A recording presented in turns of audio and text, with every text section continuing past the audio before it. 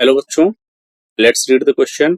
If 1, 2, 4, y, x, 6 and 4, 2 are the vertices of a parallelogram taken in order, find the value of x and y।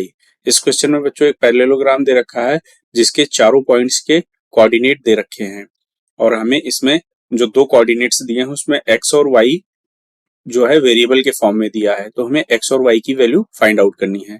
तो सबसे पहले हम लोग की concept discuss करेंगे।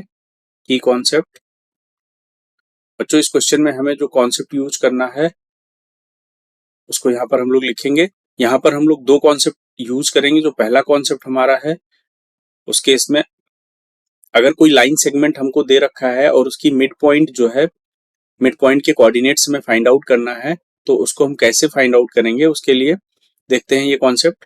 If AB is a line segment, AB is a line segment whose midpoint is P and the coordinates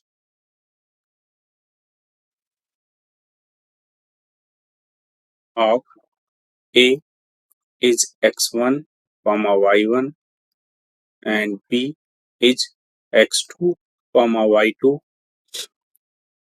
then the coordinates of P, suppose it is A, B, can be calculated as P के जो coordinates हैं suppose A, B हैं, तो ये calculate किया जा सकता है इस फॉर्मूला को यूज करके।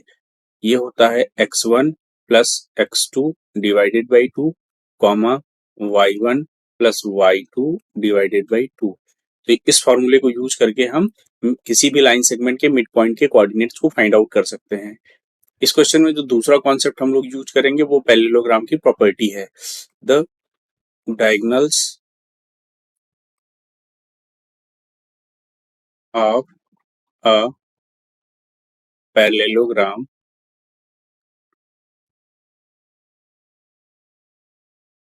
bisects each other। किसी भी पैरेललोग्राम के जो डायगोनल्स होते हैं वो आपस में एक दूसरे को बाइसेक्ट करते हैं। इन दोनों कॉन्सेप्ट को यूज करके हम क्वेश्चन सॉल्व करेंगे। सपोज करो यहाँ पर हमने एक रफ डायग्राम ड्रॉ किया किसी पैरेललोग्राम का। ये हमारा PQRS एक पैरेललोग्राम है जिसके डायगोनल्स हैं जिस तरह से P, Q, R and S। ये चार इसके वर्टिसेस हो गए और इसके जो डायगोनल्स एक दूसरे को इंटरसेक्ट कर रहे हैं वो पॉइंट हमने ले लिया O। यहाँ पर जो कोऑर्डिनेट्स देखेंगे, यहाँ पर जो कोऑर्डिनेट्स दे रखे हैं उनको हम लोग लेंगे P के कोऑर्डिनेट्स 1, 2, Q के कोऑर्डिनेट्स हो गए 4, y, R के कोऑर्डिनेट्स हो गए x, 6 और S का जो कोऑर्डिनेट है वो है 4, 2। हमने एज्यूम किया कि जो O के जो कोऑर्डिनेट्स हैं वो हो जाएंगे A, B। तो यहाँ पर हम मिड पॉइंट के कोऑर्डिनेट्स निकालेंगे इस फॉर्मूले को यूज करके। तो हमने देखा कि जो कोऑर्डिनेट्स हैं वो PQRS के 1, 2, 4, y, x, 6 और 4, 2 है। इस पैरेललोग्राम के जो दो डायगोनल्स बन रहे हैं वो हैं PR और QS। द डायगोनल्स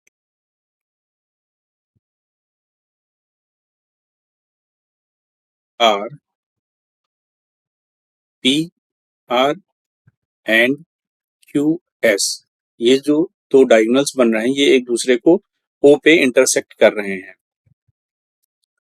तो सबसे पहले हम देखेंगे कि यहाँ पर जो O है वो PR का मिड पॉइंट होगा। Point O is mid point of mid point of diagonal P R. P R का मिड पॉइंट है, तो यहाँ पर मिड पॉइंट के जो कोऑर्डिनेट्स हो जाएंगे, यानी ओ के जो कोऑर्डिनेट्स हो जाएंगे, जो कि हमने ए कॉमा बी एज्यूम किया है, वो हो जाएगा x plus 1 divided by 2 comma 6 plus 2 divided by 2। That means it can be written as x plus 1 divided by 2 comma 4। ये हो गया ओ के कोऑर्डिनेट्स जब ये पी आर का मिड पॉइंट है। इसी तरह पॉइंट ओ जो है वो होगा mid point of Q S का भी मिड पॉइंट होगा। तो इस केस में जो ओ के कोऑर्डिनेट हो जाएंगे ए कॉमा बी, ये हो जाएगा हमारा 4 plus 4 divided by 2 comma y plus 2 divided by 2। That means 4 comma y plus 2 divided by 2। तो यहाँ से हमने देखा जो ओ पॉइंट है वो दोनों डायगोनल के मिड पॉइंट हैं। तो इस केस में जो ओ के कोऑर्डिनेट्स मिल रहे हैं वो अलग अलग मिल रहे हैं। तो यहाँ पर हम लोग देखेंगे as the point O is same for both the diagonals, दोनों ही डायगोनल्स के लिए जो पॉइंट O है वो सेम है। तो इसलिए जो वैल्यूज होगी इनकी, जो कोऑर्डिनेट्स की वैल्यूज अलग अलग आ रही हैं, उनको वो भी इक्वल ही होंगे। तो इनको इक्वेट करेंगे हम लोग।